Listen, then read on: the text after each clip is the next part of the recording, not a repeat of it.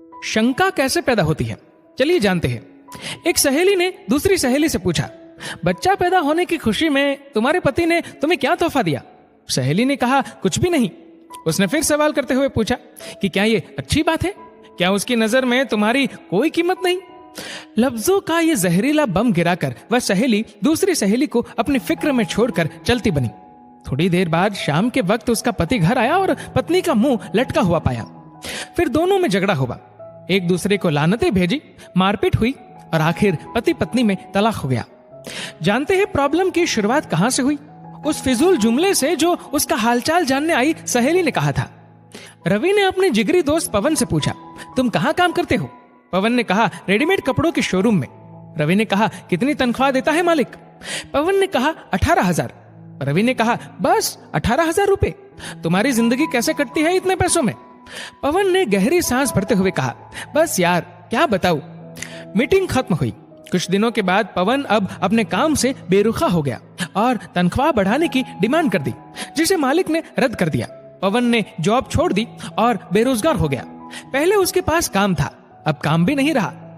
एक साहब ने एक शख्स से कहा जो अपने बेटे से अलग रहता था, तुम्हारा बेटा तुमसे बहुत कम मिलने आता है, क्या उसे तुमसे मोहब्बत नहीं रही? बाप ने कहा, बेटा ज्यादा व्यस्त रहता है, उसका काम का रूटीन बहुत सख्त है, उसके बीवी बच्चे हैं, उसे बहुत कम वक्त मिलता है। पहला आदमी बोला, वाह ये क्या बात हुई, तुमने उसे पाला पोसा, उसकी हर ख्वाहिश पूरी की, अब उसको बुढ़ापे में व्यस्तता की वजह से मिलने का वक्त नहीं मिलता है, ये तो ना मिलने का बहाना है। इस बातचीत के बाद बाप के दिल में बेटे के प्रति शंका पैदा हो गई। बेटा जब भी मिलने आता वो यही सोचता रहता कि उसके पास सबके लिए वक्त है सिवाय मेरे। याद रखिए, जुबान से निकले शब्द दूसरे पर बड़ा गहरा असर डाल देते हैं। बेशक कुछ लोगों की जुबानों से शैतानी बोल निकलते हैं। हमारी रोजमर्रा की जिंदगी में बहुत से सवाल हमें बहुत मासूम लगते हैं, जैसे तुमने ये क्यों नहीं खरीदा, तुम्हारे पास ये क्यों नहीं है, तुम इस शख्स के साथ पूरी जिंदगी कैसे बिता सकती हो, तुम उनकी बात कैसे मान सकते हो, वगैरह वगैरह।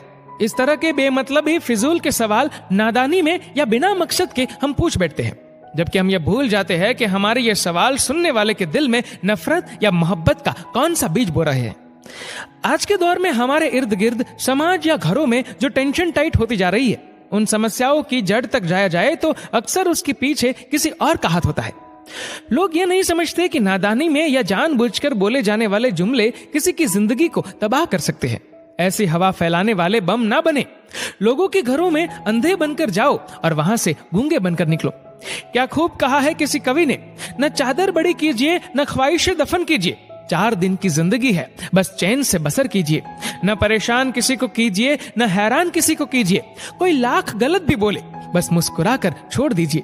न रूठा किसी से कीजिए न झूठा वादा किसी से कीजिए, कुछ फुर्सत के पल निकालिए, कभी खुद से भी मिला कीजिए। डाउनलोड मौज।